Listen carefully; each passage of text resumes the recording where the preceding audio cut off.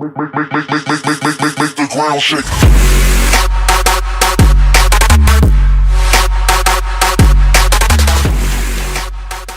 Welcome, ladies and gentlemen, to the Kyle the Pug Podcast Reboot, episode number 11, and you're probably wondering, if you're watching this on the YouTube side, where in the hell is episode number 10? Well, I apologize, because I've had some trouble trying to get episode 10 up. I mean, I've tried to upload it to YouTube, but the render wouldn't read for some reason, so I may have to re-render it through Movie Maker again. And then I have to follow the steps again, try to re-upload it, which will probably it's a huge gigabyte file, so it'll probably take I don't know, I'd say about 5 to 6 hours just to upload. Yeah, large gigabyte files take a long time to load. But yeah, I apologize for that. So I'm probably gonna upload that, I would say, right before this episode gets uploaded. So I'm going to try to upload both episodes this week, though. So bear with me. I apologize. I did announce this on Twitter that obviously my thing just went haywire. That's all you need to know. But anyways, if you guys don't know who I am Kyle the Pug. If you guys didn't know that by now, well, like I said, you've probably been living under a rock this whole time, or you probably got, what's that thing with the Men in Black? They had the laser, was just, pshoo! Yeah, unless he had that somehow, later on in life, then I don't know what to tell you. I don't know what they're called. I honestly don't know what they're called. Drawing the blame card on it right now. Wait, what was it? Neuralizer, I think? Yeah, Neuralizer. Yeah, Neuralizer. He probably got neuralized. Okay. I used to watch the kids' WB show as a kid, so... Dating myself there. Alright, let's get to our guests here. Obviously, you heard Sean. Sean's replacing Matt again this week because of the kids, so what's up, man? How you doing? What's been going on with you? I'm doing well. How about you, Kyle? Like I said, I actually, first, I wanted to start by saying I actually started to play Super Mario World 2 Yoshi's Island. I've started on that. My backlog is growing.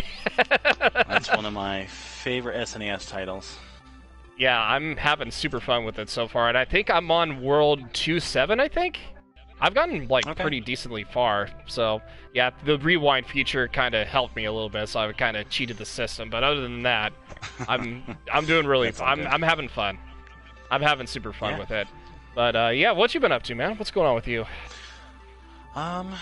Just been playing a bit more Sword and Shield as kind of a lead up to getting the DLC, the Isle of Armor, which I'm hoping doesn't look like it's getting delayed, especially since they're doing the mystery gift events leading up to it. So, we're gonna talk about that here coming up.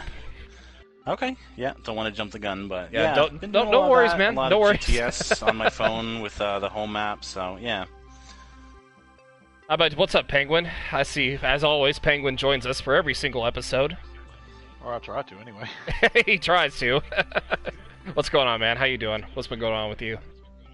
Well, a lot that I don't want to get into with what's going around the country, so... Oh, yeah. But, yeah, I do want to, really touch up on that topic real quick. Yeah, just before we get started. I know we don't really talk about this on our shows, political stuff or world events. We usually talk about, video game moments, what's coming up, happy moments, sports, all that stuff. Rioting's not going to help your cause. Just go home.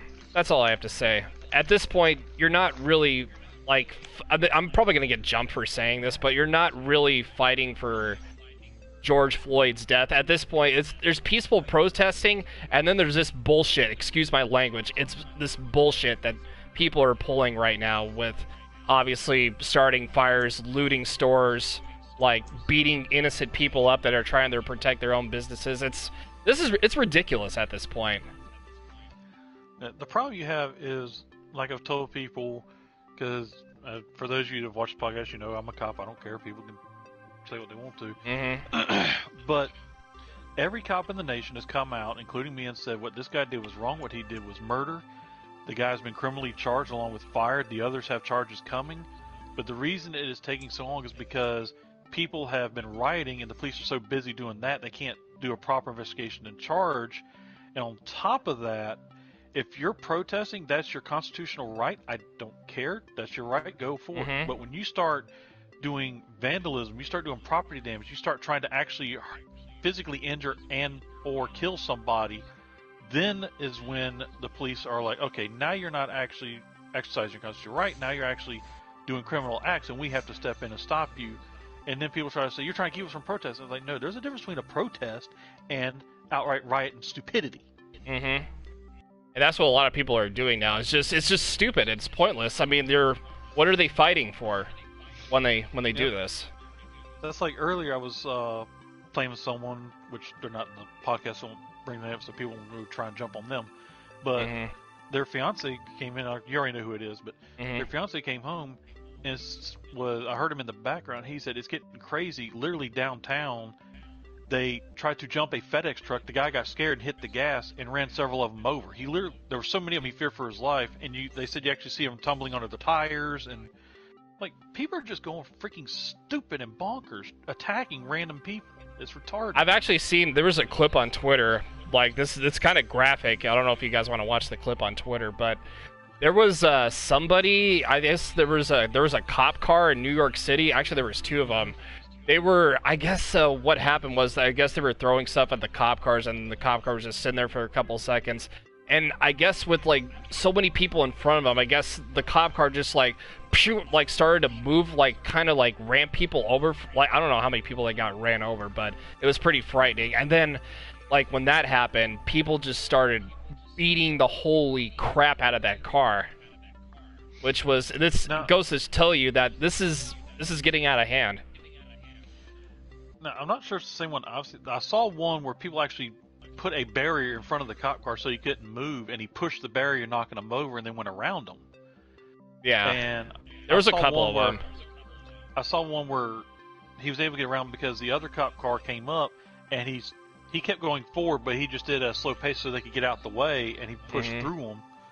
And the other car came through, but I haven't seen the one where I saw another one where a guy jumped on the car and was trying to beat the front glass in. I think it was in California, and they were surrounding him with bats and everything. So the cop took off, and of course the guy fell forward. I can't remember if he went under the car or not.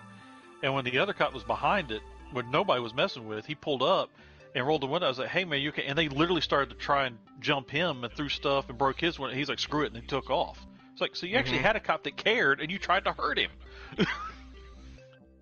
I mean, it's retarded. And what the problem is, you have groups like Antifa and anarchists that are taking advantage of the people who are rightfully protesting, and what they're doing is stirring up a bunch of crap, and it's 100%. hurting the reason people were protesting. Yeah, definitely, 100%. So are you guys staying safe, though? So, like, more importantly? Oh, yeah. I mean, so far there's no riots near my area. Same here. Sean, how about you, man? I know you're kind of a touchy I'm far subject. enough out in... yeah, I'm not going to put too much into it, honestly. Yeah, I know got what you. a volatile subject it is. But I will say, honestly, I don't see much happening in this area just because of how... I wouldn't say remote I am, but where I live in Pennsylvania, like, nothing happens. Yeah. So it's like the tail end of the Poconos. Yeah, I mean, there's not any riots near my area except for, like, Sacramento and obviously Bay Area where they actually shot a cop over, like, I think it was in Oakland, LA. LA, I think, has gotten way worse, though, because I think Gavin Newsom is, I think he was declaring a state of emergency, was the last time. Wasn't it, like, You didn't see that, sure really? Oh, no, I was talking to Mama Pug about that show, but, yeah, so that's why I kind of read a little bit that our governor, Gavin Newsom, was declaring a state of emergency of LA of how bad it's actually come over there. Yeah, it was getting bad over there, I know. Yeah, especially when they set shoe stores on fire, like right next to I was talking about the FedEx truck. It's crazy out there, guys. Just stay safe. Thanks, Stay you safe. Seriously. Like, don't. I mean, there's, like I said, and we were mentioning earlier, there's peaceful protesting, and then there's this BS that people need to stop doing. But yeah. I mean, this world is. This is where video games bring us all together. I've said this from the beginning, and I'll keep saying it until the very day I die. So, which we Here do comes need this to. Animal Crossing plug. Oh my god. But on that note, yeah, we need to move on here. I know it was a very touchy subject. I know we've talked about it a little bit more than we anticipated, but we need to move on. Chaotic. Yeah, but on that note, so PS5, go. PS5 reveal. That is June 4th, so they're going to reveal that, and they're going to reveal the games that they're going to be on the system. So how excited are you guys? I've seen some of the gameplay, and to me, the graphics look really good. If they are only going to improve them by the time it gets actually released, I cannot wait to see what games get released on that. Well, everybody was saying, like, oh, Fortnite's going to be the one of the games released because that's hugely popular. Yeah, because, like I said, hugely popular, Battle Royale scene, everything. Anything Battle Royale is just going to go bloop. But, what was the other system you ordered, Chaotic? Is it the Xbox one that's coming out?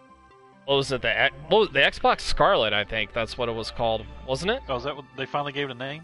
Well, I don't know. X. Series X. Okay, so thank you. Oh, okay. I don't know. Why did I say? I don't know. Don't even listen to me. You have the hots for Scarlet from Black Ops 4? I guess so. Hey, she hot, so I'll give you that one. Alrighty. She's make-believe, but she hot. Alright, so the reveal is June 4th at 1 p.m. Pacific time, and that's 4 p.m. Eastern time for those on the East Coast, so definitely be on the lookout for that. And there's been reports said that Call of Duty 2020 is to be revealed at the PS5 event, so that, another rumor speculation, that, well, obviously it's going to be Call of Duty 2020, it's Treyarch's year. They're going to be, they might sneak something in, you never know. But, at this point, it's anything goes. Anything goes. Yep. Now, if the remote does what it did in the remote reveal trailer or video they showed where it did all this crap, to me that's cool as crap. So I'm kind of interested just to see the remote, much less the game system. Yeah, because Killer Ace was saying that he wants a crossplay like Stadia, that he hears that he's going to be better systems when PlayStation and Xbox get closer. So Stadia, to me, I mean, no, go ahead. Sorry. I was going to say, I actually heard something where once they're released within a couple of months, they're going to work on an actual cross-play server. Yeah, like PUBG, I think PUBG was like one of the prime games to actually. Just for like certain video games, like Fortnite, PUBG, Dead by Daylight, that's coming. Rocket League was, I think, was another one. Rocket League, Friday 13th, they're going to start doing that. And there was another one. I think some of the fighting games like Mortal Kombat and stuff, they're going to cross-play as well. That'll be history making if Stadia can actually get into the cross-play scene. But I think my problem is, I think with the problem I have with Stadia, well, it doesn't really suck. Chaotic was saying like Stadia sucks ass, but I think the problem with Stadia, it gets overshadowed a lot by a lot of these, top tier consoles like, the PS4, Switch, Xbox One, all that jazz. Yeah. That's just to me. I think it's gonna be like the popular like battle royale games and fighting games and like Call of Duty, Call of Duty games and stuff like that. The really popular games, you definitely know they're going to be the cross plays. The others that are like not really that well known or there's not really that big of a fan base, they might take a little while. Mm-hmm. Yeah, I think wasn't Rocket League like the first game to do crossplay? If I'm not mistaken, one of the more notable ones, definitely. Like, well, yeah, I was gonna say it's like one of the more notable ones. I don't know if it was the first. I want to say like it was more notable, like he said, but at the same token, I want to say it was very close to the time when Fortnite did their crossplay with. If you're on PlayStation, you can play with PC and vice versa. Yeah, like you said, Chaotic's just saying the Stadia was released way too late. You all know another console way back when was released way too late? And I can give you one answer here. Philips well, that too, but the Philips CDI, that was released way too late when Nintendo and Super Nintendo were in its prime. Nintendo shot themselves in the foot with that one. If it's the one I'm thinking of, I think I had that one, and I enjoyed playing a putt-putt game that was on it. I forgot about those games. Now I'm really going back. Yeah, we're going. Yeah, we had you the. want to go back? Missile Command. Yeah, don't forget Hotel Mario and what was it? The Faces of Evil for Link and the Wand of Camelot. Kid Icarus. Was that actually on Philips CDI or was that? Or am I thinking of that something? was back the original Nintendo. No. Oh, okay. I'm thinking of something else. There's only Never been mind. 3 Kid Icarus games so far. Okay. You want to yeah. know my first game system ever? Talking about showing your age, Atari. I mean, that makes sense. You're older than me, so by like a couple of years. So yeah, you did. And I'll tell this to anybody: you are not a true gamer if you did not have a system where to get it to work, you had to blow on the cartridge. Matt, it's okay, dude. Don't worry about it, man. Just take care of Alex, the realist of MVPs. And like I said, I know you're a parent. Like I said, Sean's replacing you again. Like I said, I thought he was gonna have company tonight, but all of a sudden, just here he is. They just did something else, so I was freed up. But I think my first ever console, and this is kind of like the most. I think I've mentioned this before a couple of times. My first ever console was a Sega Genesis. I actually had decent games, even though the graphics weren't as good as Super Nintendo's, but they had some pretty good games. Yeah, because I had I was gonna say I had Sonic 1 and Sonic 2, and then I had PGA Tour 2. Were like my first 3 games on the Genesis. Ice was all. Is it too late to go back to the good old days when Atari and Super Mario was the shiz? Yes and no for Atari. No for Super Mario. It is not too late because it is on the Switch. Ooh, actually, hold on to that question, Killer Ace. I'm actually going to use it for our question segment, so that is actually a good question, so I'm definitely going to highlight that for a second. Are you talking about Chaotic? Are you talking about the Dolphin emulator? Is that what you're talking about, or am I thinking of something else? Because there's about the Dolphins' trip to Super Bowl. Well, that too, but but it was never released. All right, so yeah, back to the PS5 here really quick. So overall, I'm actually pretty excited of what they're about to release here. I'm definitely going to be tuning in on that day on Thursday. And our question of the night, I know I keep forgetting to do our question of the night before we get to our segment. So we have a lot of big games in June. June's going to be a big month for games, DLC, all that jazz. And our question of the night is, what game releases are you excited for the month of June? And chat, you can answer this too. So, Penguin, you want to start? The only thing I'm kind of excited for is the Pokemon DLC. Mm-hmm. And realistically,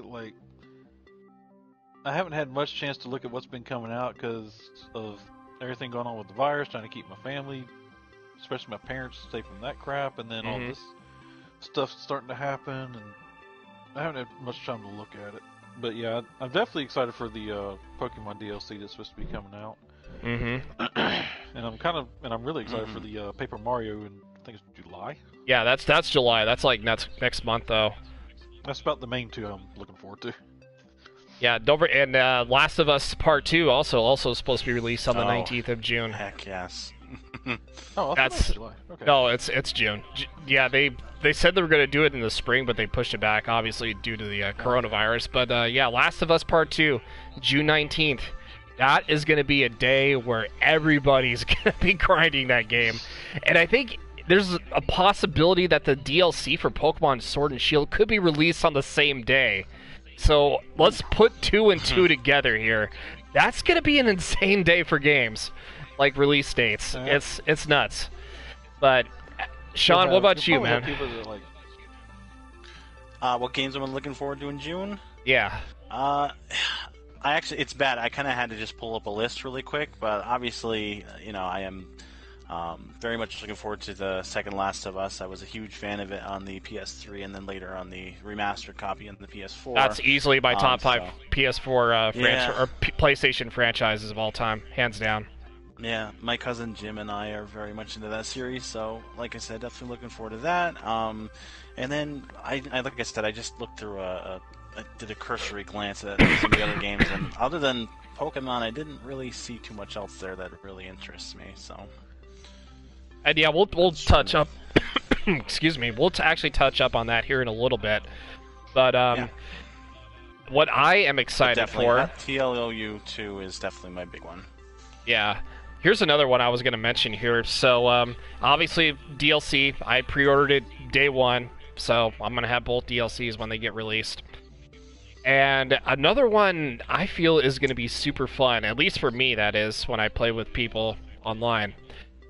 Clubhouse 51, the 51 games with the board games and the sports games, I'm actually pretty excited for that. Another little underrated pick I wanted to mention here, because if you guys don't know what Clubhouse 51 is, a bunch of board games, including chess, checkers, and then sports. I mean, there's like a huge list downline. Just look up Clubhouse 51, you'll see like all the lists of games in there. It's insane. And then golf and basketball and baseball are obviously included in there. But yeah, like I said, I'm pretty excited for all those, that game that's going to be released on June 5th, so it's going to be released this week. So if you guys want to jump on that, I think it was like $40 to pre-order digitally. I would recommend getting it digitally, honestly. The digital age. Yeah, it's got a good list of games on it, definitely. Not bad for the price point either. Mm-hmm. Matt Manzal's Shield DLC for sure. Never played That's right. You said you never played The Last of Us, so you better get PS Plus and then try to. At least you got. I hope you got it for PS Plus, because if you didn't get it for PS Plus, you were gonna have a problem there. Yep. But yeah, those are obviously Last of Us, and I mentioned Pokemon Sword and Shield. Like I said, we'll talk about that here in a little bit, but. Oh, everybody and their mother is going to be jumping on that game, for sure. And I think it'll come to a point in time where I'll probably pre-order it, like, same with Resident Evil 3, I'll probably, order or, download it, later on. Once I, get everything together. I did get paid, but I wanted to, get some stuff taken care of, so I gotta look after myself. So, there is that. But Now I Same just here, have to chaotic finish. with the plus 35 age. yeah, chaotic. Yeah, I'm gonna be up there soon, man, before I know it. But anyways, going to Pokemon, some Pokemon news here. We were talking about the the DLC being released in June, though. Pokemon Go servers are supposed to be down, from what I've seen. From Monday, I think. Let me check the date here. So it was Monday, June 1st, from 11 a.m. to 6 p.m. Now the big juicy topic here, that the real reason why the servers are going down here, is that everybody is talking about another Pokemon Direct coming right before the DLC. Before the DLC drops. Do you think it will happen? This Direct, the Direct is supposedly, everybody's saying we might get something Tuesday. So, do you guys think it will happen? Do you guys think it won't happen? It's all rumors and hearsay. Sean, you've been on the Pokemon grind from what you said at the beginning of the show, so I am going to start with you, brother. I think it's possible. Even if it's not a Direct, there's still a few things lingering for this year that we need to catch up on before the Isle of Armor hits. Obviously, I don't have a huge interest in it, but Pokemon Sleep was announced last year at the, what was it, that shareholders conference or whatever it was when they first announced Home. So they have Pokemon Sleep. We still need to have Go integration added into the Home map itself. There's currently no way, unless you go through that incredibly tedious process of going through Let's Go Pikachu or Eevee to get your Pokemon into Home.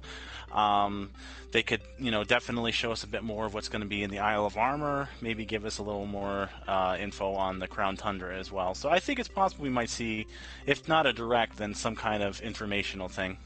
Because from what I've been seeing from Nintendo as of lately, they don't even drop like announcements for their directs anymore. It's just like bam, bam, bam, bam. Here's like a couple of things you want to look at here, and then like the mini direct they dropped. It was a creative idea. I mean, a lot of people were like kind of on the fence here and there. I thought it was creative personally, but I mean, it's not really the same, because they usually drop like announcements like a couple of days prior to the directs. But like I said, if they like drop like a little direct mini or mini direct, whatever they call it, I don't really remember honestly, but if they drop something at least but usually they don't really drop until like Thursday. Usually directs are like Thursday, I think, aren't they? Like most of the time, 95%.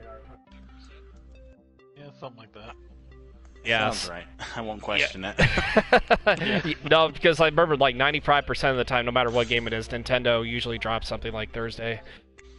But, so Ice was just saying, 2 games I like to see, Birth 1, Section 8 Remastered, 2, a Pokemon game for console that has an expansive, evolving storyline that's interactive and includes all regions the dream. And that kind of, I was just gonna say, that kind of, it kind of reminds me of, like, way back when I had a dream of a Pokemon game just like that. But imagine how many gigabytes it would have, though, just to conclude all the regions. I mean, it's possible, but I don't think it'd be, like, that.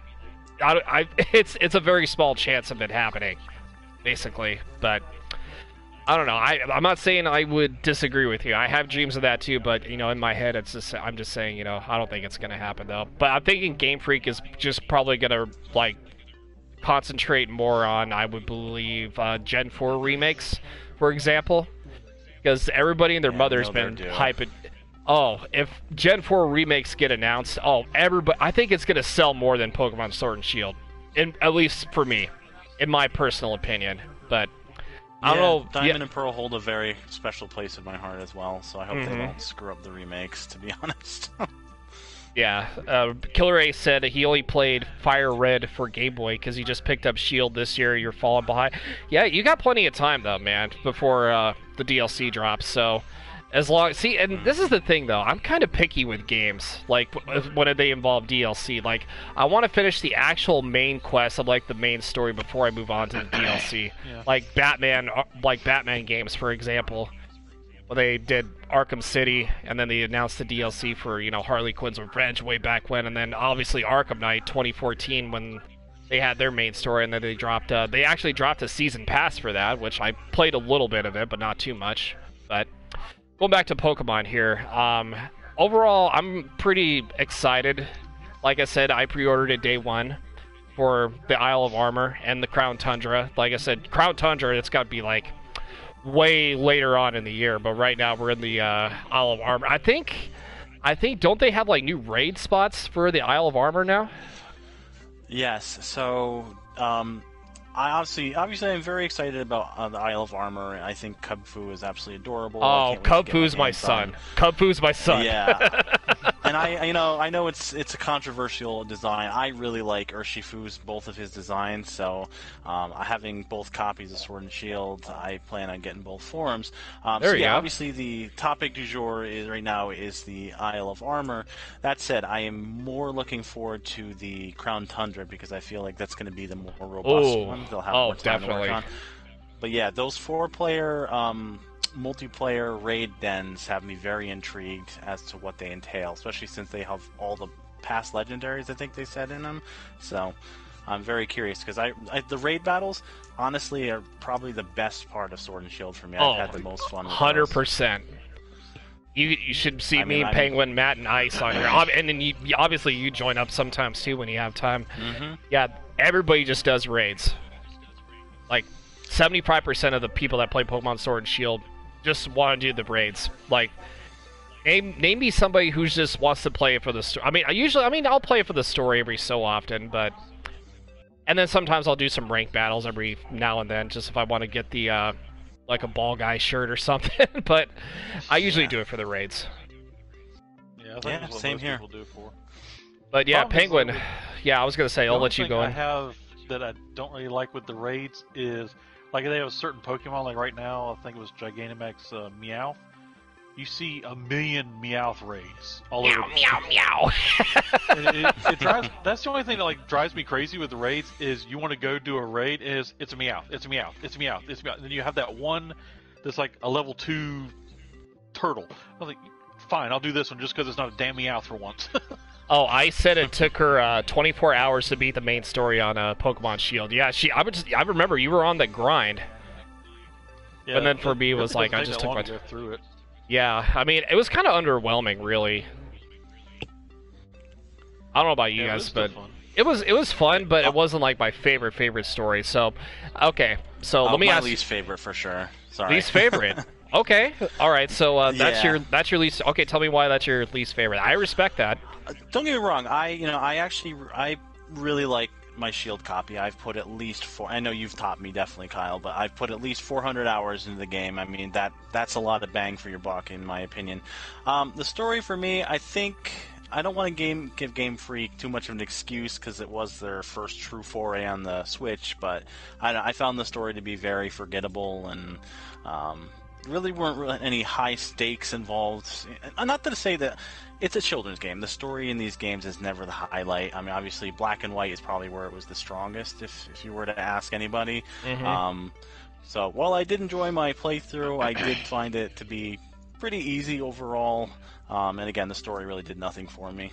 And I'll just say this right now: Team Yell was kind of a joke, like a comical joke. Yeah. They weren't really like super evil. They just were like fanboys and fangirls of Marnie, obviously one of the characters. And some of the character designs, like I said, they're cool. But I mean, just the story though was just, I just kind of got the bored designs with were it. great.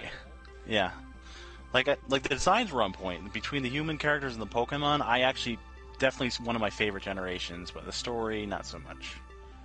All I'd right, say so more along the lines of if you really look at the story, I think it was to give you something to strive for, but also to level up your starter Pokemon to max. So when you started doing the raids and stuff, you already have a powerful Pokemon to do it with. yeah, but and Killer Ace was just saying you saw that you got the Mew today. You were trying to get it, and he gave up. Which I'll explain where. If you guys haven't seen my Twitter, I mean, Sean, you've obviously seen it. So I won a shiny Mew in a giveaway. Blaine's, I was partaking in Champ.com. yeah, no, it was Blaine. If you guys don't know who Blaine's is on YouTube, he's a really known PokeTuber. Definitely go check him out. Yeah, he does he posts news and updates for certain stuff, and then he'll usually do giveaways and such. I was thinking to myself, okay, why not? Maybe I'll keep both tabs open just to increase my chances, see if I can actually get something. Type in the code he does, because you got to be super quick in the chat because he has a lot of people watching him stream just Pokemon stuff. And I was actually after a few tries, maybe an hour, I actually was lucky to get in there. And surprisingly, he knew what I was though, because I do follow him on Twitter. I'm in his Discord and all that. And the best part about getting this Mew is, if you guys didn't remember, I was stupidly gave up my Master Ball on a Pokemon I should never really, use it on. I got a Master Ball back, so I'm saving it for the DLC. Yeah, So- I'm not proud on what I... Well, I am and I'm not proud of what I used my Master Ball on.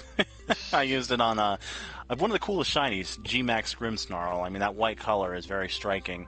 The worst part of it was, as soon as I tossed it, the next day I got into another shiny Grimmsnarl raid and caught it with a repeat ball, so... Yeah. Oh, Matt said he got a shiny Raikou in a trade. Was it on Pokemon Home? Or did you get it on, yeah, Pokemon Home? Yeah, speaking of shiny, yeah, thank you for the shiny Suicune, by the way. Yeah, no problem. I've been running a huge trade empire with all those shinies from my Gen 2 copy on 3DS. It's great. Oh, yeah, I'm definitely holding on to the bottle caps for Suicune too. So I think the only IVs it needs to be improved on is special attack and attack. Everything else is just fine. So I'm gonna use it on special attack and then nothing else. Yeah, the great thing about transferring from well, legendaries in general typically have higher IVs as of Generation 5 or 6, but the Virtual Console Pokemon with that Game Boy symbol are guaranteed to have a couple maxed IVs anyway, and their hidden ability. Yeah, definitely, for sure. So I was gonna go to a question here. I know we were getting kind of sidetracked, but best Pokemon story. And chat, you can participate in this too. What was your favorite Pokemon story? from all the games you guys played? It doesn't have to be your favorite game, but like story-wise. For me, I'll answer first. For me, it was like a close race. Like a really close race between Pokemon Emerald and Pokemon Platinum, but I'm giving Emerald the #1 spot. Because Platinum definitely ranks very high for me as well. It might be my favorite in terms of story and just being a good enhanced version in general. But I really did enjoy how the story linked together in Black and White 1 and 2. I thought it was kind of neat. You could link your games together. Top 3 definitely. At least for me, nobody really liked the sequels. I actually enjoyed them.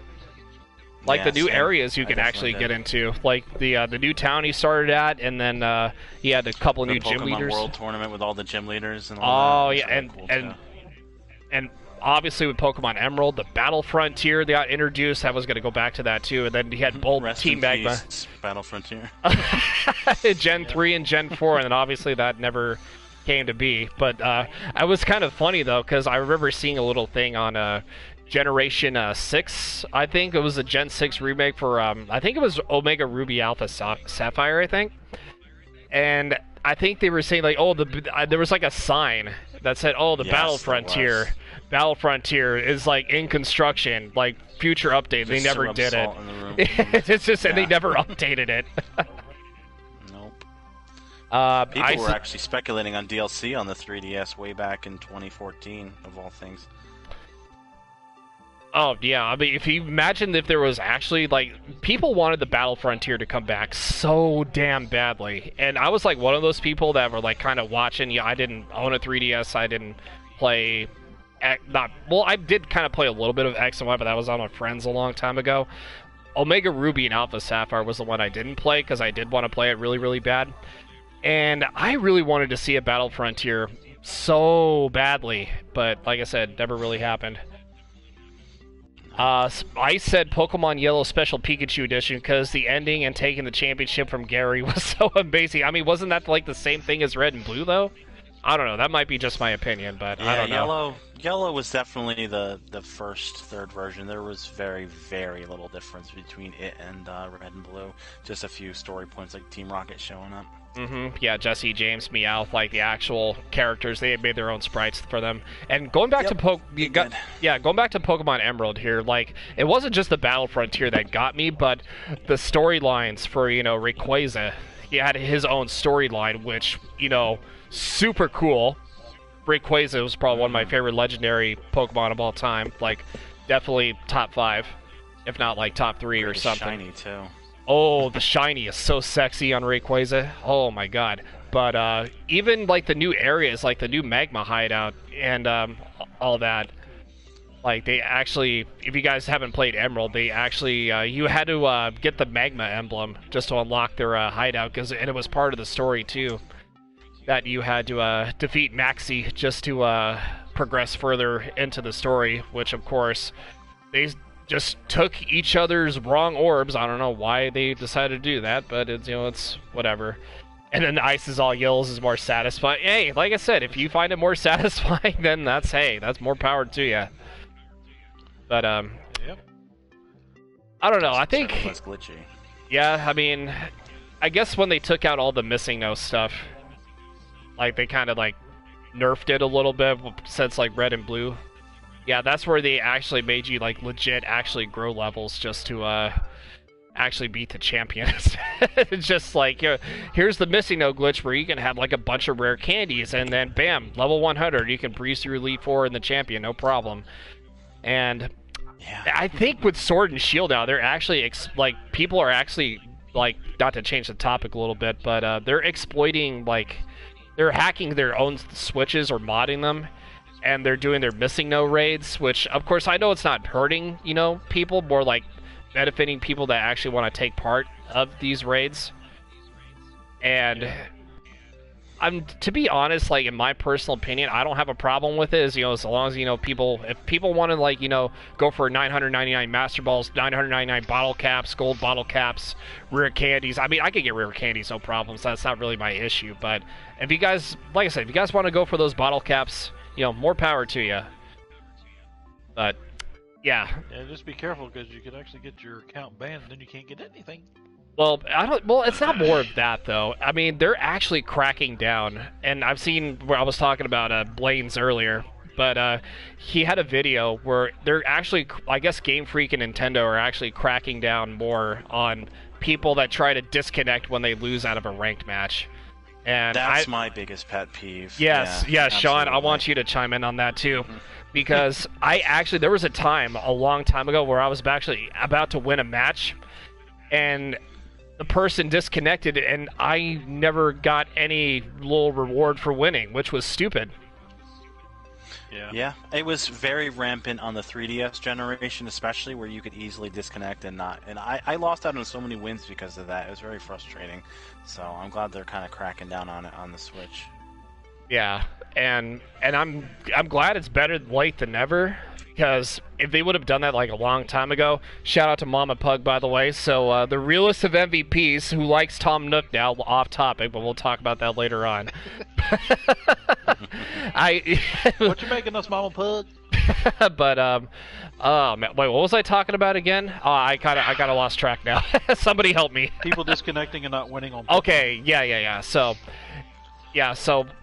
people that honestly do that, I mean, they actually lose their rank. Like, they actually, like, go, like, down a little bit with their meter. Their meter kind of breaks down a little bit. But for the winner, like, their rank doesn't even go up. And that's, like, my biggest issue with rank battles. Because I've actually had my fair share of moments where I've actually outplayed some people in Wi-Fi ranked battles, you know, whatever the strategy I can do. And then they'll just, like, randomly just disconnect, even, like, in a regular Link battle. Like the Wycom. It's just when people just use, like, 5 Mews at a time and then want to be, like, oh, super powerful. But when they end up losing, it's just they can't take the L. All of a sudden, there they go. They disconnect. Yep. It's just... Well, or they kind of accuse you funny cheating along on that Showdown. lines, where it wasn't Pokemon, but what it was I was watching this video where a guy was playing Dragon Ball Z Fighter, and a guy was accusing him of being a mod, so he 1v1'd him, and basically what it was is he's like one of the top 10 ranked gamers for that game in leagues, and the guy didn't realize it, so he beat the crap out of him 10 matches in a row, and the guy's talking trash to him, and the guy sent him a picture. He's like, "This is your fault," and he broke his disc. People take it super seriously. I was sitting there thinking, I was like, you challenged the nitwit without realizing he was one of the top ranked gamers for this thing. It's not his fault. And there was actually an off-topic story I wanted to mention here too, and this involves like some Call of Duty nonsense. Well, not really nonsense, but it was kind of funny though. But so I guess, I don't know, it was like a custom lobby we were doing, and everybody was getting mad at this one kid. I don't remember his name though. He apparently, like, he had a modded controller for like his it was Black Ops 3, so he had a modded controllers for his yeah, obviously everybody knows what a modded controller does. So mine's not really modded, so you guys can see it's more of a scuff, because I have the scuff paddle pads. Bought this a long time ago. But anyway, so he had a controller, which I guess when you held down the R1 button or the R2 button, whatever you're using to pull, like, fire the trigger for his semi-automatic pistols, like, you hold it down, it's just all of a sudden, it's like fully automatic. Full automatic. Yeah, and you know what the sad part is behind that? Like, I actually saw him fire the weapon, and I used my own trigger finger to, like, test that theory. My trigger finger was faster than his modded controller. Because he spent, I don't know how much he spent, like, he literally wasted, like, $50-$60 on a modded, like on a mod for his controller. controller. Where you got it from, and the mods you add, they're like $200. Yeah, I mean, that's just a waste of money, unless, you know, when somebody has a faster trigger finger than you, then yeah, that's just a waste of money. It's not worth it. I've beaten people a lot of times where they had the modified remote, so I'm just like, okay, I mean, if you want to use them, that's fine, but... I mean, I don't understand what people try to do, though, in video games. It's just... They want to be better than it. It's like a competition. I mean, I'll admit, I do kind of have a little competitive side of me, but it's all about having fun. It's not just like trying to like, oh, I could spend like $200, $300 on a mod or whatever for my controller and be better than you. Ha ha ha. Like, no, it's just, And it's not actually worth now it. I think there It's not are- worth it. Some of these games are working on algorithms that can track if the remote or the controller is a mod controller that like gives you an edge, say in like Fortnite or something, and they'll actually start banning accounts. They've already said they're working on it. Oh, yeah, that's with every single game too. Yeah, they're all saying that the way that people were getting around their cheating algorithm was the modded remote controls, and now they're working on one that can actually track those remotes. And if you're using one, they'll insta-ban you. So it's like... Well, at least with PS4 and Xbox and PC, they're cracking down on that. But in my honest opinion, for Nintendo, I love Nintendo as much as, the next person does, but I feel like they're way too soft. And, like, way too soft in what, to be exact? Well, I'm saying they're way too soft on, let's say, cracking down on people who try to, like, hack or mod their Switches, or, well, not really mod, unless they're, like, using it for, like, if you want to use it to, like, help out your community get certain things, that's perfectly fine, but, excuse me, but if you use it to, like, try to beat somebody in an online rank match, like we were talking about with Sean, for example, yeah, well, I mean, then what's the point? Obviously, Nintendo's going to try to hunt you down and try to get you banned. It's just... But, yeah, I don't know. That's just my personal take on it. Yeah, they're just way too soft on it. Yeah, Death Slayer, I've actually had that before. I've actually beaten somebody that's had a modded controller before. So, that was way back when. I don't know, just with people, I mean, there's other things you can spend money on. Other than a mod. And I mean, I'll admit, like, some of the designs for the remotes, like, from Controller Chaos I looked at, you can get them with no mods, which is fine with me, but some of their designs on them were really, really cool, so I thought about getting one. And then you look at people, and so I was like, I wonder what this would cost if you had somebody like, I really want a modded controller with all the mods on it. At that time, all the mods on the remote, plus what it cost, was at $300-something. I'm just like, who in the hell would pay $300 for this thing and then go against like an actual gamer and lose their ass to them? I mean, it's like people just it's like, I'll tell the world, if you have money you want to throw away, come my way. We have Patreon. We have where you can donate. If you want to just throw money away, we're here. Yeah, we're right here. I mean, you don't have to, even though hashtag sellout stream. Yeah. But anyway, like I said, spending money on the game is different than spending money on getting a remote to try and make yourself better. And you still lose. Yeah, that's just your skill shows you how good you are with an actual controller, not just some. Mods are basically just like, for controllers, is basically steroids. Yep. But anyways, so I was gonna mention, like, Sean was actually talking about his worst ever storyline for any Pokemon game, and I could just say this right now: I never played the Sun and Moon. Well, it's not the first Sun and Moon; it was Ultra Sun and Moon that I feel like it wasn't really worth spending money on. Apart from like the I guess the Team Rocket side quest post game quest that they did right at the end. I just don't know why people would like buy the same thing when it had like a couple of touches to the story, but other than that, I just didn't really see myself like buying it. Yeah. It was I never actually played the Ultra version. I feel like that was like the worst. Not only like Sun and Moon was like actually had a good story. It was just the quote unquote remakes, which wasn't really much of a remake, but it was more of it was basically the same thing, except it just changed a couple of things. But other than that, I think that was probably like the worst one for me. But story-wise, yeah, that's definitely the worst one. But other than that, I've seen like a couple of things with those games. Like obviously the free-for-all was. I've never really played the free-for-all. I've never really played the Sun and Moon games, but I know for a fact, just by looking up reviews and such, that it was just absolutely terrible. At least for me. Yeah. But yeah, Ultra Sun and Moon were easily my least favorite remakes or third version, or whatever you want to call them. I don't think it was even that. It was more of a second version. It was just... I don't think it was a third version at all. Yeah. Like, the whole meme thing, Pokemon Sword and Shield, what's the next third remake? Pokemon Gun? Nope. They ain't doing that. Yeah, I vastly prefer being able to use my old save data and not having to play through the whole region all over again. Like, the first Sun and Moon, definitely. I would definitely try to play through that, but the sequels... Yeah, I don't know. That wouldn't be for me, though. Now, here's a question, because I know they're working on this, and with the next gens getting ready to come out, it's probably getting closer to it. The VR gaming experience, and they're talking about making a Pokemon VR and a Yu-Gi-Oh VR. What was your take on those be? A Pokemon VR? I mean, how would that work? How would that work? I don't know, but that was the main two that. Where'd you find this at? Yu-Gi-Oh. I'm kind of curious. Remember when they were coming out with the Google glasses? Oh, you're talking about like the glasses that kind of looked like 3D, but or am I thinking of something else?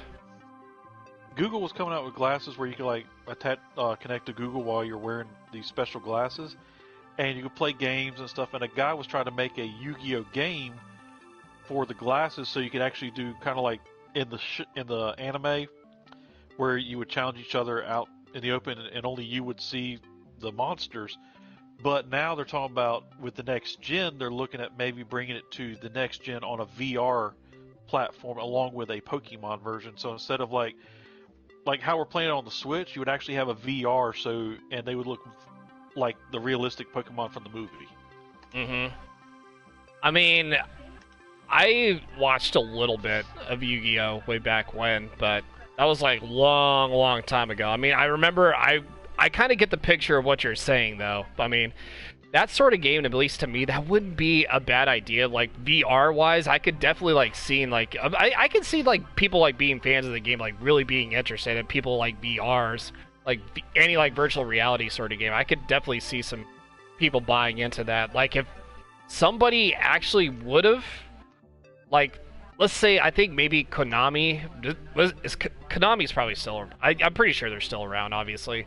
Like, I think Konami and maybe, like, another company would have to get together and say, okay, let's just put 2 and 2 together and then make, like, a VR game out of it. And Pokemon's kind of like the same way, too, at least for me. But, I don't know. I think it could be hit or miss at this point. I mean, I'm not against the idea. I'm just worried about, like, the funds on where they can go with it, you know? Yeah. Killer Ray said Yu-Gi-Oh! Does exist in VR. So can you actually name me what game? It's just not legit. Oh, yeah, okay. It's not a legit Yu-Gi-Oh! Like I said. Okay, so Sean, you want to answer this too? I haven't heard anything on the Pokemon front, to be honest. I mean, I could see it kind of. They've experienced with augmented reality, obviously, with some of the 3DS apps, like the Dream Radar or something like that. And then they obviously have it on Pokemon Go. So I mean, I could see VR being used for like card games, especially, or I could see Nintendo or Pokemon dabbling in it at some point. But VR's never really been something I've been crazy interested in, so I don't have too much of an opinion. Yeah, on it, I mean, honest. I'm not really much of an expert in VR either, but I only see VR for like horror games and such as, you know, I think the only VR horror game I was interested in, and I still own the game to this day, is Resident Evil 7, way back when. Very, very fun Resident Evil game. I never played it in VR, but I did 100% it, and I think that was one. I think I mentioned this like way back when. I actually did a speed run, and that was like when I knew like the layouts and all that. I'm not really much of a speed runner like I used to be, like for certain games. But I think my best time for beating that game with like any percent, with just like all the power ups and everything, it was like under. I think it was under 2 hours, and I beat it in like 1 hour and 55 minutes, it wasn't too bad. It was not too bad, but I know there was like some people that like beat any Resident Evil game in like Resident Evil 7, for example. They can beat it like, you know, hour and 10 minutes, which is absolutely insane. And this is the same thing with Resident Evil 2 and 3. There's people that can beat it in like under an hour and 10 minutes, which it's nuts. That's impressive. I mean, it just takes a lot of practice. I've posted a couple of videos of me playing Batman VR and Star Wars VR. I forgot about Batman VR. Dude, I completely forgot it was. Cool. Yeah, I actually remember seeing a little bit of it. That was actually really creative and neat. And Vader Immortal, now that I think about it, is something I've been the Star Wars one too. The Star Wars. Yeah. Oh my god, now that we were talking about the VR. I almost forgot about that. Yeah, because I remember you were in an X-wing, if I remember correctly. Yep. Yeah, was it Battlefront 2 that they had that, or was it just regular Battlefront, or did they have like their own thing? The Star Wars VR was its own separate 10-minute mission or something like that. Oh, okay. Now I kind of remember. And then they have the episodic Vader Immortal series that's been going on. One of my favorite Star Wars YouTubers does it, playthroughs through it. Oh, nice. I'll have to definitely look into it then. But yeah, like I said, I'm not really huge with VRs, but I'm cool with them. But I'm not like super. Killer Ace said there's a demo for Iron Man and Spider-Man. The Iron Man one I do know there was a demo for, but Spider-Man I wasn't really too familiar with. I don't know. The only thing with the Batman VR Chaos I didn't like was that jump scare they kept doing when you look in the mirror and the Joker would just pop up and freak the shit out of you. Oh yeah, Chaotic was saying Arkham Asylum in VR was good. Also, I remember that too. I didn't own it, but I remember seeing it, like a couple of clips of it. But yeah. What's your guys' favorite VR game though? And you guys can answer, the chat can answer since we're on the topic here. I'm not personally. I'm gonna answer first by saying I haven't really played any VR games to give an actual answer. But if I wanted to say I played a game kind of close to VR, I would probably say Resident Evil 7, just at least as of right now. But that could change though in the future if I play any more VR games, or any VR related stuff though. So, Penguin, you brought up the question, so I'll let you answer first. I would have to say the Batman VR to me was really good, but I want to say they're tied between that one and the Star Wars one that I played, because I really like being in the X-Wing, and the realism from the VR with the Star Wars one, where literally I had to take the helmet off because my equilibrium was getting so messed up with flipping and turning in outer space because of how real it looked. My brain was like, this is so real. I literally started to get queasy from my equilibrium being messed up. So because how realistic they made it with that effect, I would have to say it's kind of like a tie between the Batman and Star Wars. I have the Star Trek one, and I haven't played it yet, so that was kind of like on my back burner. And on your backlog, basically. You got to play it on your backlog. Yeah. But that one I think will be kind of cool because you're actually a member of the crew, and the way that one works is it's all online. But let's say we had a group that wanted to play. One would be the captain, one would be the comms, one would be the flight speed and light speed, one would be the medic. You actually have the positions from Star Trek. You're not all the captain or like that. And whatever you do in turn, kind of like the Telltale, affects the story that you're in, the mission you're on. So if you screw up as the navigator, you could crash the Enterprise into an asteroid. They do really good with it. Sean, what about you, man? I have had very, very, very limited interaction with VR, to be honest. I mean, I remember one or two of my Samsung phones I got, like the Samsung Gear VR, so I kind of just dabbled around with some Android games, so I couldn't tell you any of the names if I tried. But, I mean, it was cool. For me, it was kind of just it was unique for a little bit, and then I got bored of it real quick. So I've never owned an Oculus Rift or any of the serious VR headsets out there. Now, here's the thing too. For some, they may not know, but who was the very first gaming company or system that actually had a VR system? Ooh, actually, that's something I do not know.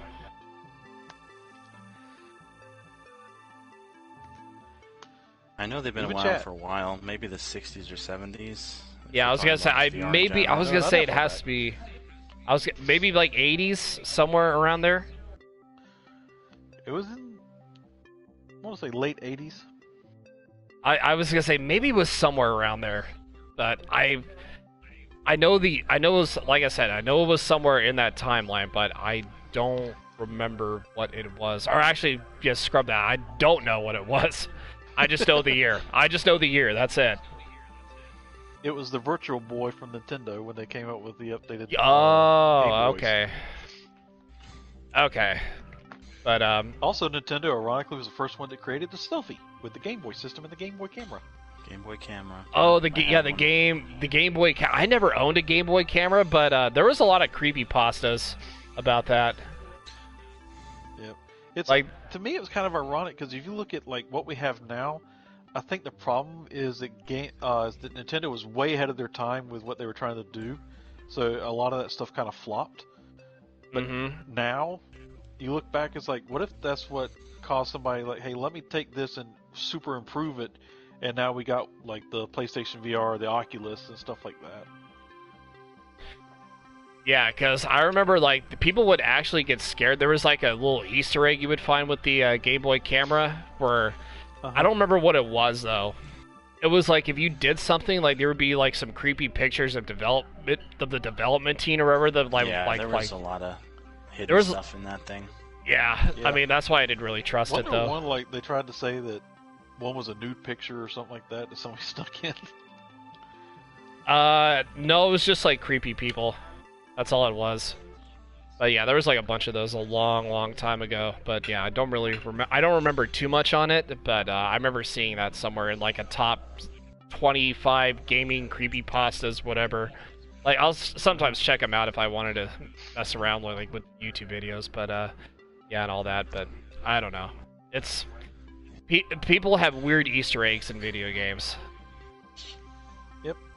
But yeah, Sean, I did see your message on PSN. I got you. But Yeah, thank you. I thank you guys for having me. Like I said, my wife has a class coming up on my computer here in just a bit, so. yeah, no problem. I'm just gonna So spend yeah, a few minutes so with my little guy before it goes down. Yeah, tell her the first answer is her name. so yeah. What's that?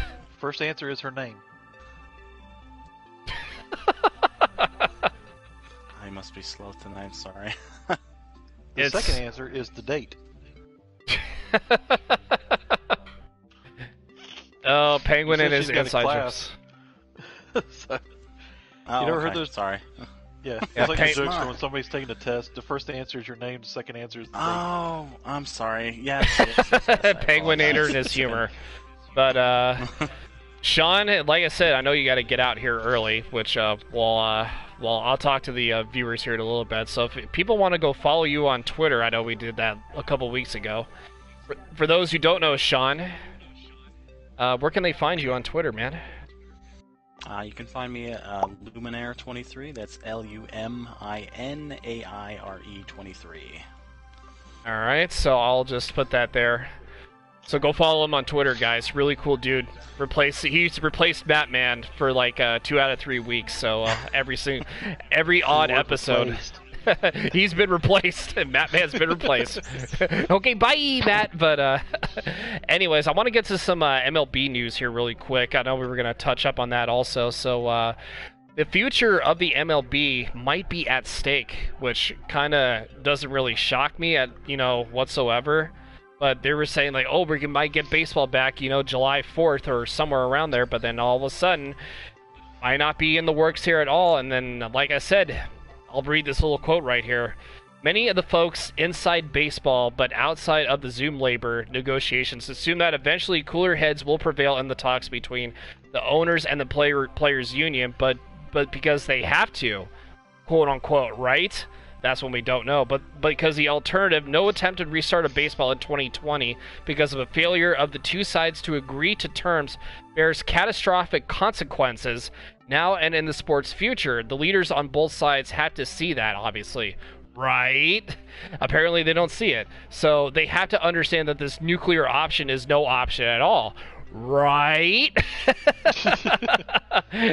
So they have to understand that the baseball might need a generation or two for basically decades, and for some fans to forget or forgive this ill-timed squabble over money at a time when so many have lost their jobs and increasingly struggle to meet the cost of shelter and food.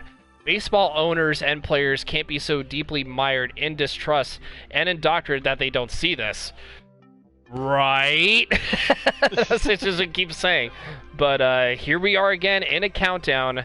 And Sean, I saw your message, man. No problem, brother. Take it easy. And in a countdown to utter disaster for Major League Baseball, and sources of moderation on both sides are having difficult identifying path through which the parties will leave their respective bunkers to reach the agreement the industry must have. As distasteful as the terms, basically might be for the owners and players, they should all recognize that while concern over player and staff safety could ultimately prevent games from being played, they must settle the question of player compensation whatever form it takes, whatever form that takes place, and the shake hands on the deal and smile for the cameras. And then they put, actually, just to be sure to get it in the writing so everybody acknowledges more later on how the failure to do that has contributed to the current stalemate. So this is pretty big stuff going on in Major League Baseball. What would happen if there wasn't a season in 2020? Right. Right. But your thoughts on this, Penguin? All honesty, I think there's still going to be a season. It's just not going to be what the fans were probably hoping for, in the way of they might do kind of like replacement players type deal. And if they do that, that can probably piss some people off, especially the players. But at the same token, it could be a foot in the door for some people that have been trying to get into the league and just couldn't. So it's got good and bad possibilities with what could come about with it. So Ice just said, I said VR baseball for a season, which it's kind of funny you should mention that though, Ice, because there's actually people are doing this like all over the internet, like all 30 teams, like their teams like on Twitter and social media and all that. They're playing their games online on MLB I think it was MLB 20 the show, I think, that they're doing it. Yeah, because they're playing games on there. They're simulating their own season games, having the computer go up against each other, and that's kind of like the closest we have, at least for baseball, for right now. She said cheaters will get caught greasing up their controllers. That is definitely, if they get caught using, like, performance-enhancing drugs, put, like, their modded controllers on. Yeah, just to auto-hit every single baseball out there is just, yep, that's gonna be one for the ages. If somebody gets caught using performance-enhancing controllers, instead of PED, it's a PEC. Performance-enhancing controllers. That was actually pretty funny though. But yeah, back to the MLB topic at hand here, because in my personal opinion, as much as I am a Dodger fan at heart, and everybody's gonna get, oh, boo, Dodgers suck, blah blah blah. I know, I've heard it so many times, it doesn't bother me.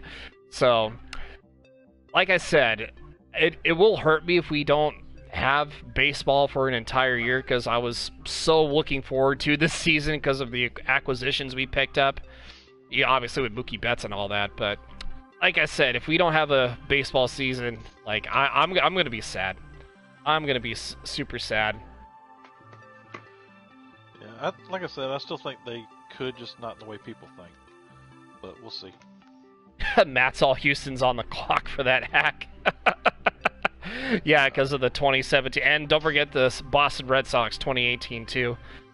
Killer Ace says he's a Chicago Cubs fan. Okay, I can definitely respect that. Huge respect in my book. I actually do like the Cubs in a way. And there goes Matt being a Angels fan, showing off that Angels pride, that rally monkey pride. VR baseball says more balls than you can handle. Oh my God, I seriously. It was not just balls and a bat, but it's definitely a lot more baseballs than you can handle. But Anyways, and Death Slayer wanted to know, what about the NFL? I haven't heard too much on the NFL as of lately, but even I think the last time I heard anything NFL related was I think, yeah, not to be off topic or anything, but Aaron Donald, I actually read this in an article, wanted to I think, was it Aaron Donald or was it somebody else? I don't remember. I think it was like somebody on the Rams, so I know that for a fact.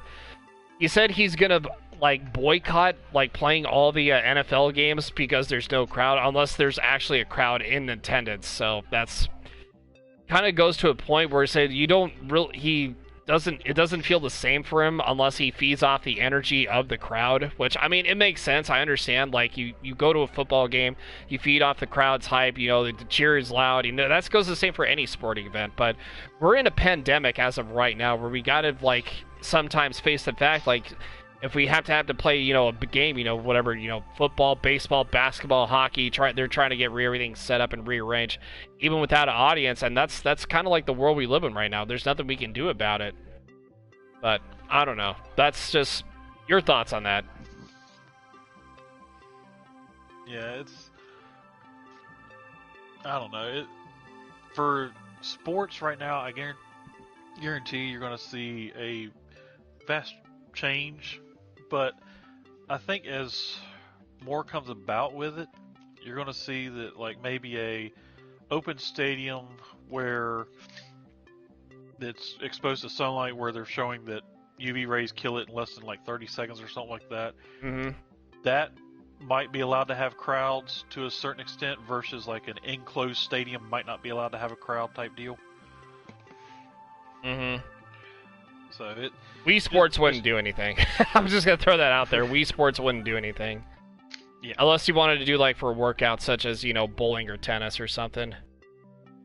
Death Slayer said WWE is getting their fans back. It's not really their fans though. I mean, I think AEW actually started with that because they actually had like a little bit of a couple people in attendance just to you know, cheer on, like they had superstars and rows cheering on for the good guys, and then the heels cheered on for the heels and vice versa. And I think WWE, from what I've seen, actually is taking copy of that. So they're kind of, you know, doing their thing. Like, they're kind of actually, they were late on this, but they had the right idea for it. So I said, or live stream matches with VIP viewer passes not into sports, but wouldn't that be... Yes, that would be esports, definitely. But yeah, it's more of a staff than it is a crowd, though. But yeah, WWE is kind of catching on with that. But yeah, like I said, we live in a really messed up environment. Because not only do we have like the coronavirus, COVID-19, but obviously we talked about the death of George Floyd earlier, which back at the beginning of the show. Now you have all these people rioting, looting, breaking down, you know, buildings, you know, stuff like that. And to be honest, I mean, I'm not really the one that touches up on sort of subjects like this, as I mentioned before, but it just makes things worse on our country, like, for real. Like, everybody say, oh, stay indoors until, like, you know, such and such curfew, blah, blah, blah. And then you have all these, you know, people, like, not even abiding by that rule, don't even care, just like, okay, let's just go out. Which, I mean, peaceful protesting, and like I said, that's fine, but if you gotta do something like this, though, to carry on this BS, it's just, yeah. It's just stay home. That's all you have to do at this point, it's just stay home. Stay your ass indoors. But, yep. What more can you do at this point? Not much, I guess. Yeah, I mean, anything else you want to add? Anything else you guys want to add, or? No, I'm good for right now. Alright, I think Sean might have went AWOL, but that's okay though, because I think he said he had to go anyways, but yeah, I really don't have anything else to add though, as of on my end either, but on that note, Penguin, you want to let the people know where they can find you on Twitter and all your social medias? _01 and then the Penguinator01 on Twitch and YouTube. Alright, so obviously you guys know where to find me, And we're actually going to rate somebody here. So we never really do this on the podcast, but we are going to... I'm actually going to see who is live, if I can find my phone. But I'll see who's live here, so that way we can raid somebody. We need to raid somebody. Okay. Let's see. Is there anybody that at least that I know is live? Let me see. I can go here. Let me go to my Twitch. Let me go to my Twitch here. So I just want to get to my list and see who's live here. I know I'm kind of breaking the fourth wall a little bit with this podcast, so I apologize. But that's what sometimes we do that most of the time anyway. So I mean, you guys are probably used to it by now. I break the fourth wall every time I stream. Okay, let me see who we can. Is there anybody we can raid? I mean, it's not going to be huge, though, but, ooh, okay, I think I know who we can raid. There is somebody online. Okay, so... Yeah, definitely, Matt, for sure. So, anyways, here, let me, pick this person here before we end it here, and then we'll just, go from there. So, anyways, guys... How much time left on Animal Crossing? Wait, what do you mean? What do you mean how much time I have left on Animal? I don't get what you mean by that. You mean how many hours do I have on Animal Crossing? Is that what you meant to say? Oh god, if you wanted to know how many hours I have on Animal Crossing, it's it's an unreal, ungodly number. It's like at least 465 hours on Animal Crossing, but Pokemon Shield I have like double that almost. So like almost, yeah, like 870 hours on Pokemon Shield. He's about to make me get Animal Crossing. Oh, you're talking about your fiance? Yeah, I got you there. But anyways, we're going to leave it like that here, guys. So thank you guys so much for enjoying episode 11. And like I said, I apologize for not getting episode 10 up sooner. I will upload episode 10 first before this gets uploaded, so hopefully I have that re-rendered, and obviously this will be rendered and ready to go after that. So anyways, thank you guys for tuning in, and I love you, and we'll see you guys tomorrow on the Twitch side. For those on YouTube, hit that like, subscribe, all that jazz. And thank you guys so much again, and I'll see you guys next time. Love you. #PugBark. Bye!